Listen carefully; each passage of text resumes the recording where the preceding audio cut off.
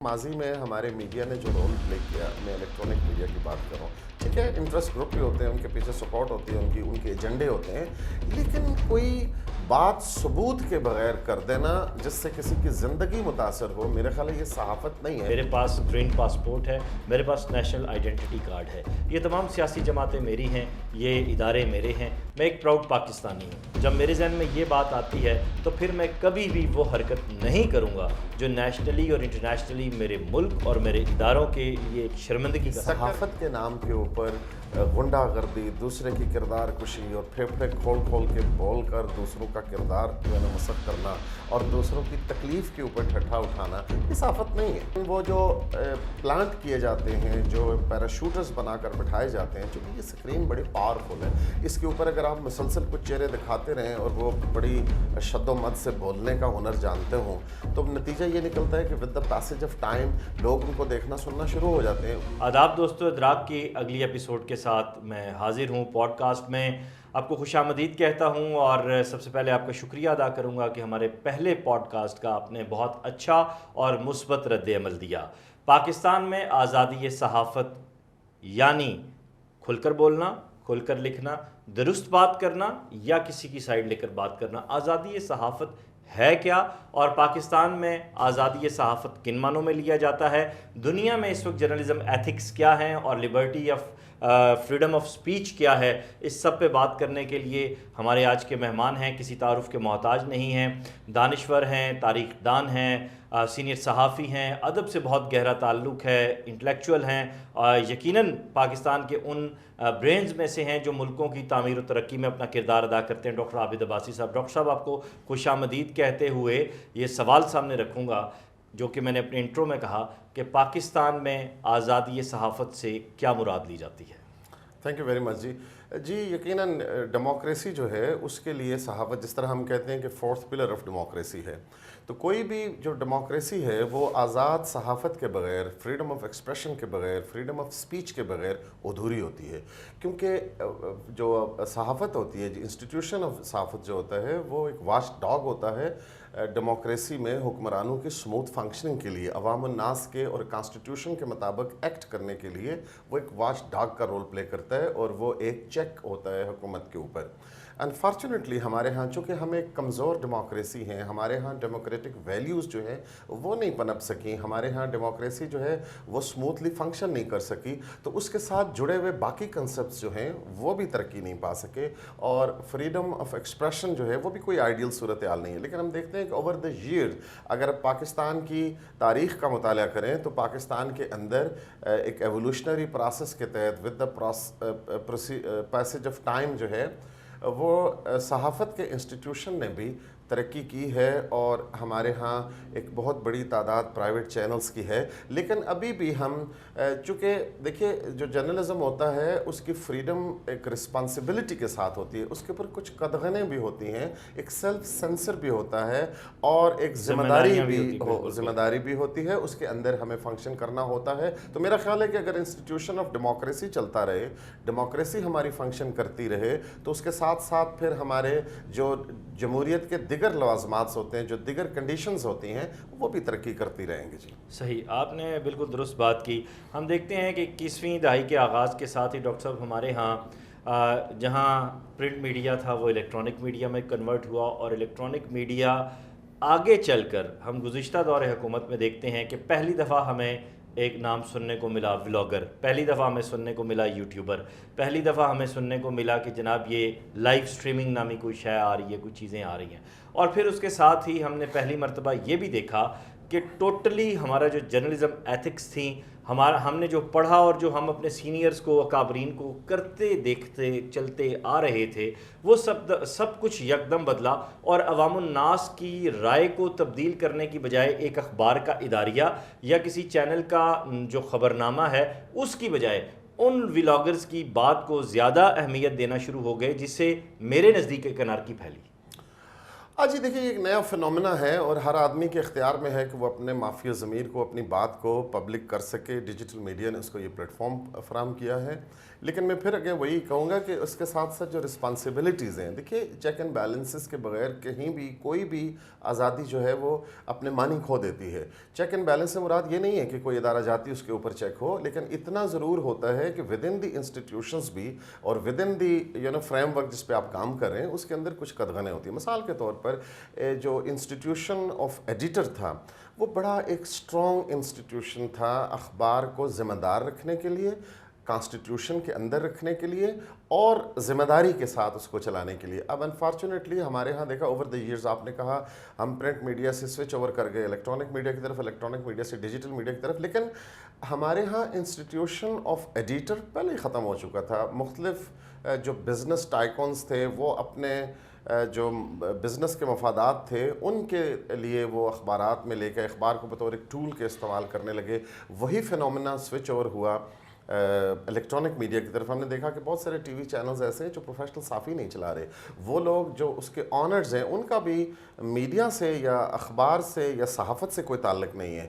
اور نتیجہ یہ نکلا کہ وہ لوگ, وہ جو ایتھکس تھیں, ایک تو ادارہ جاتی چیک نہیں تھا, دوسرا وہ ایتھکس ان لوگوں کی مفادات کی وجہ سے وہ مزید جو ہے نا وہ ڈکلائن کا شکار ہیں. پھر یہ جو یوٹیوب یا جو سوشل میڈیا کا فنومینا ہے یا جو ڈیجیٹل میڈیا ہے یہ ایک شتر بے مہار ہے. ابھی تک دنیا کو یہ سمجھ نہیں آ رہی کہ اس پر کوئی چیک اینڈ بیلنس ہو تو کیسے ہو سکتا ہے.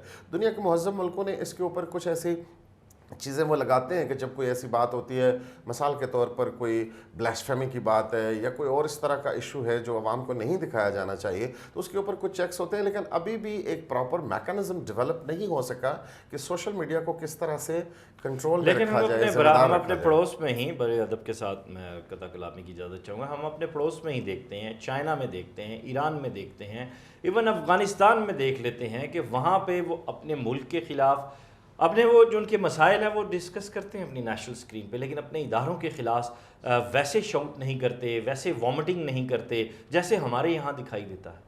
جی یہ بات درست ہے آپ کی. اور دیکھیں چین کا ایک سسٹم مختلف ہے, وہاں پہ ان کا ایک خاص میکانزم ہے. وہاں پہ کمیونسٹ ریولوشن آیا تھا 1949 میں, اور پھر اس کے بعد انہوں نے اپنا ایک نظام حکومت جو ہے کہیں انہوں نے الائن کیا باقی دنیا کے ساتھ, لیکن وہاں پہ میڈیا ایک لمیٹڈ فریڈم ہے اس کے ہاں. اور میں یہ سمجھتا ہوں کہ پاکستان جیسے ملکوں میں جہاں پہ ابھی ہم بہت میں ترقی پذیر بھی نہیں کہوں گا, ہم تو بہت ایک بیکورڈ ملک میں پہنچ چکے ہیں. ہماری اکانومی جہاں پہ پہنچ چکی ہے, ہمارے ہاں جو ویلیوز جہاں پہ پہنچ چکی ہیں, سسٹم آف گورنمنٹ جس طرح سے کولیپس کر گئے, جمہوریت نہیں ہم لا سکے, تو وہاں پہ میرا خیال ہے کچھ چیک اینڈ بیلنس بہت ضروری. کہیں بھی کوئی آزادی جو ہے وہ شتر بیمار ممکن نہیں ہو سکتی, اس کا افیکٹ نہیں ہو سکتا. اور پھر ہم نے دیکھا کہ پہلے تو ہمارے پرائیویٹ چینلز کے اوپر ایک طوفان مچ گیا, اور پھر جب وہ اس طوفان کو کنٹرول کرنے کی کوشش کی گئی, کنٹرول سے مراد یہ ہے کہ میں صحافت کے کنٹرول کی بات نہیں کر رہا, میں یہ کر رہا ہوں کہ اس کو ذمہ دارانہ حدود کے اندر رکھا جائے.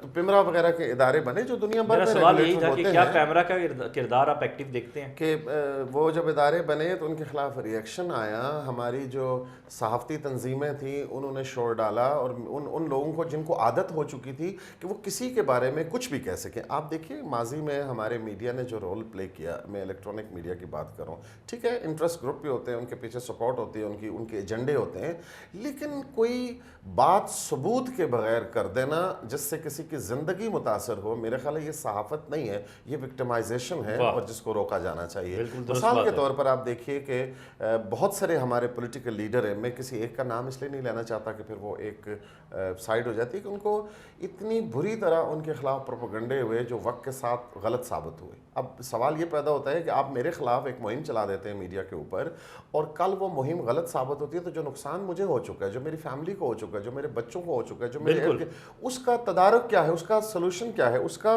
جو ہرجانہ کیا ہے, اس کی کمپنسیشن کیا ہے, کوئی بھی نہیں ہے. ہمارے ہاں تو الزام اگر لگایا جاتا ہے تو اس کو فوراً جو ہے وہ ملزم سے مجرم عوام ڈکلیئر کر دیتی ہے, ہم خود سیلف ججمنٹ پہ آ جاتے ہیں, جج بن جاتے ہیں. اب حال ہی میں ایک نئی بحث چلی ہے کہ ایم آر ڈی کی تحریک یقیناً آپ کے سامنے ہے, نثار عثمانی صاحب, منہاج برنا صاحب, یعنی کس کا نام لیں, وہ لوگ جنہوں نے باقاعدہ آزادی صحافت کے لیے اس دور میں جب تمام تر انسانی حقوق کی پامالی کی گئی, ان کی ایک روایت، ان کی ایک ایفرٹ، ان کے کوڑے کھانا، ان کا اپنی زندگی کو اپنی اولاد پہ سیکریفائز کر جانا، ان کے ساتھ آج کے یہ چند لوگ ان کو ملایا جا رہا ہے کہ آپ سمجھتے ہیں کہ آج کے جو صحافی ہیں ان کی اسٹرگل اتنی ہے جمہوریت کے لیے، سیاست کے لیے، صحافت کے لیے، جن کے ساتھ انہیں ملایا جا رہا ہے؟ دیکھیے وقاص صاحب، پہلے صحافی اور ٹاؤٹ کا فرق آپ کو جو ہے نا وہ ڈیفائن کرنا پڑے گا. صحافی اور ایجنڈا اورینٹڈ جو ہے کمپینر ہے، اس کا فرق آپ کو ڈیفائن کرنا پڑے گا.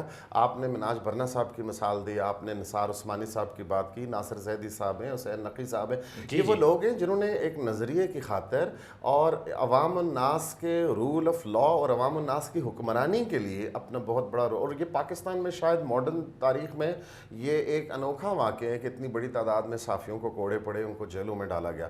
میں جو بات اس میں مزید ایڈ کرنا چاہتا ہوں وہ یہ ہے کہ 1977 کے بعد جنرل ضیاء الحق کے مارشل اللہ نے جب پاکستان میں تمام پولیٹیکل پارٹیوں کے سر کاٹ دیے، ان کی بیسز ختم کر دی، 1985 میں اپنے مارشل اللہ ڈکٹیٹوریل رجیم کو کنٹینیو کرنے کے لیے انہوں نے ایک نان پارٹی بیسڈ الیکشن کرایا جس کا جمہوریت میں کوئی تصور نہیں، بالکل ایسے ہے، اور ایک نئی پود جو ہے وہ انٹروڈیوس کروائی، اور وہ بڑے بڑے قداور لوگ جو تھے ان کو سیاست میں حصہ لینے سے روک دیا گیا. مثال کے طور پر آپ دیکھیے کہ اس دور میں، یعنی جب کوئی سماج ڈوبتا ہے، میں یہ اکثر بات کرتا ہوں، جب کوئی سماج ڈوبتا ہے تو یہ نہیں ہو سکتا کہ اس میں ایک ادارہ تو ڈوبے اور باقی ادارے نہ ڈوبے.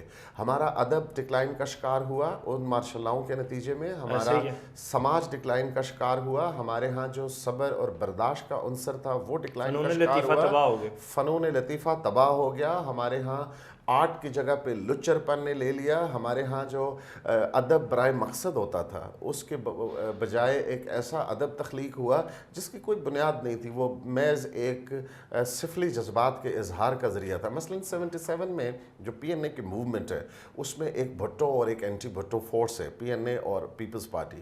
آپ دیکھیے کہ ان جماعتوں کے اندر جو اس وقت کے ٹاورنگ لیڈرز ہیں، بائی اینڈ لارج آپ کو وہ صاحبان کتاب ملیں گے، اور وہ کتابیں نہیں جو کہانیاں لکھی ہیں، بالکل درست، وہ کتابیں جو دنیا بھر کی یونیورسٹیز میں پڑھائی جاتی ہیں. آپ اصغر خان صاحب سے اختلاف کیجئے، 6 کتابیں انہوں نے لکھی ہیں.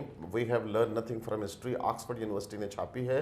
جرنلز ان پالیٹکس ان کی کتاب ہے. مائی پولیٹیکل اسٹرگل آکسفورڈ یونیورسٹی نے اگین چھاپی، اور آکسفورڈ یونیورسٹی ایسے کتابیں نہیں چھاپتی جن پر کوئی اتھینٹسٹی نہ ہو. پھر ذوالفقار علی بھٹو کے میتھ آف انڈیپینڈنس،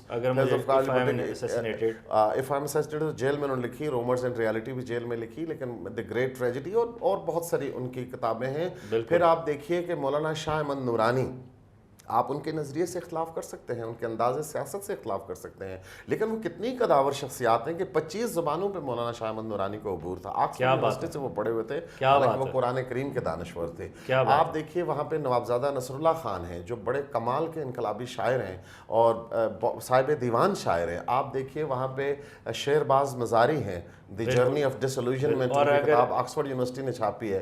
آپ ڈاکٹر مبشر حسن کا نام لیجئے جو کتاب ان کی ہے معراج آف پار.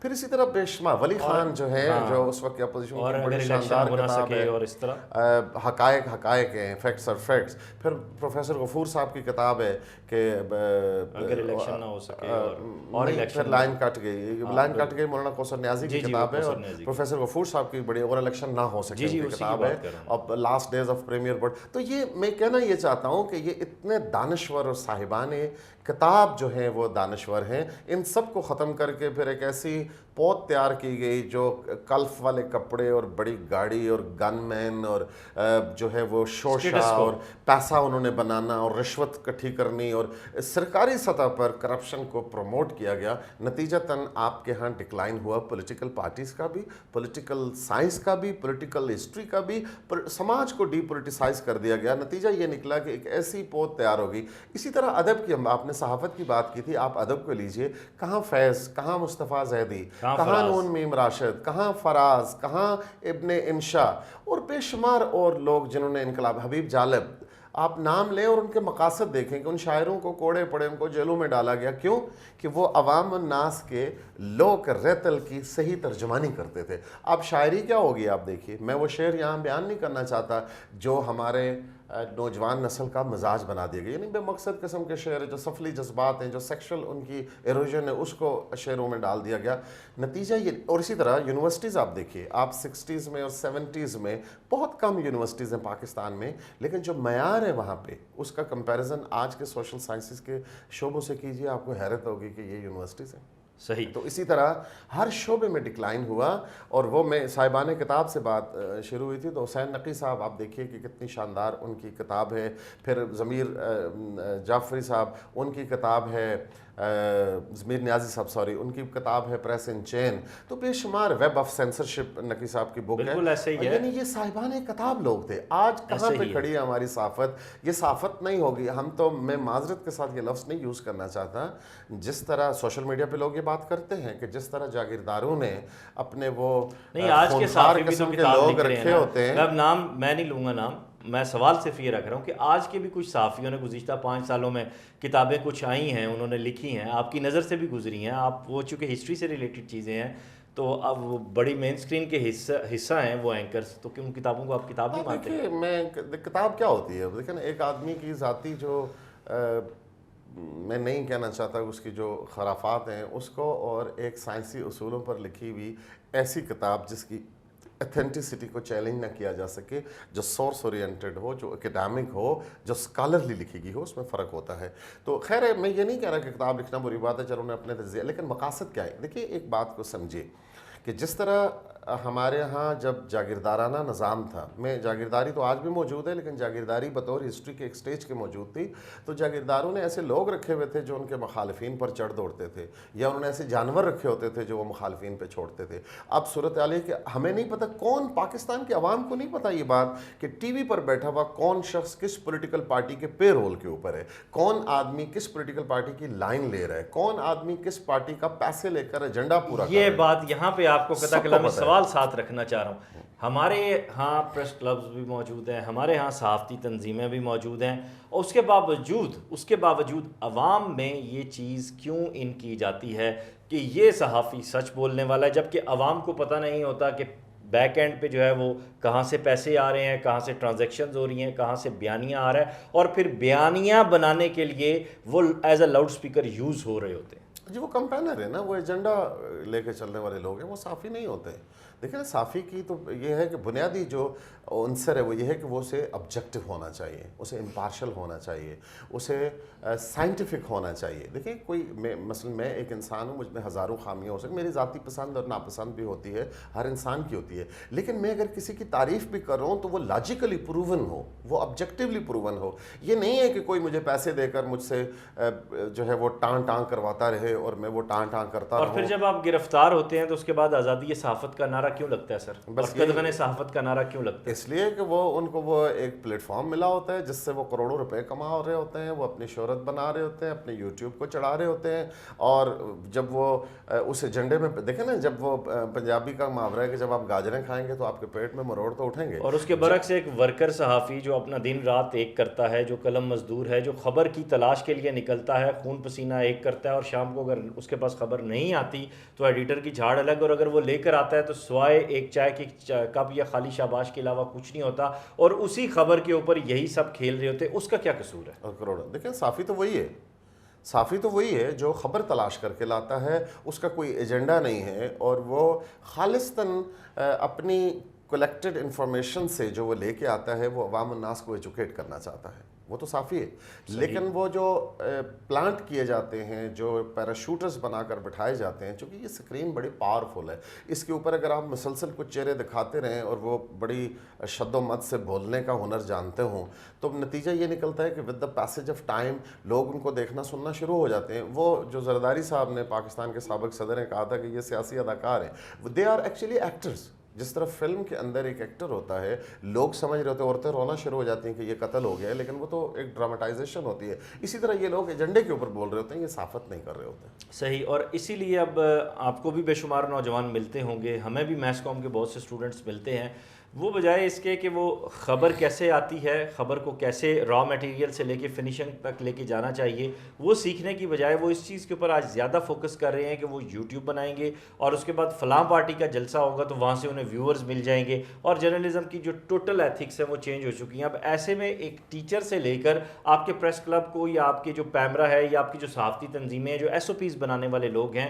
ان کو کیا کرنا چاہیے؟ میرا خیال ہے کہ اس پر ضرور ایک لائے عمل ہونا چاہیے, ایک سیلف سینسر کا میکانزم ڈیولپ کرنا چاہیے. یہ نہیں ہو سکتا کہ آپ ہر کسی انسان کو کسی کی بھی کردار کشی کا کھلا موقع دے دیں. دیکھیں نا, وہ کہتے ہیں کہ آزادی جو ہے وہ کچھ قدغنوں کے ساتھ ہوتی ہے. میری آزادی آپ کی ناک تک ہے. جب تک میں آپ کے معاملات میں انٹرفیئر نہیں کرتا, میں آپ کو نقصان نہیں پہنچاتا, اس وقت تک میری آزادی ہو سکتی ہے. یہ نہیں ہو سکتا کہ میرے پاس پیسے ہیں یا میں کچھ صحافیوں کو کرائے پر ہائر کر سکتا ہوں اور میں کچھ یوٹیوبر بنا سکتا ہوں اور میں سب کی کردار کشی کروں. میرا خیال ہے کہ یہ وقت آ گیا ہے کہ دنیا کو اس پہ سوچنا چاہیے کہ اس میکانزم کو رسپانسبلٹی کے ساتھ آگے لے کے چلنا ہے. میں یہ نہیں کہہ رہا ہوں کہ اس پر پابندی لگا دی جائے. ہر انسان کو ہر بات کہنے کا حق ہے, لیکن وہ صرف وہ بات کر سکتا ہے جو کانسٹیٹیوشن کے پیرائی کے اندر ہے, جو آزادی اظہار کے اصولوں کے اندر ہے, جو ذمہ داری کے اصولوں کے اندر ہے. یہ نہیں ہو سکتا کہ میں اپنے منہ سے کسی کے خلاف, مجھے کیمرہ دستیاب ہے, مجھے سکرین دستیاب ہے,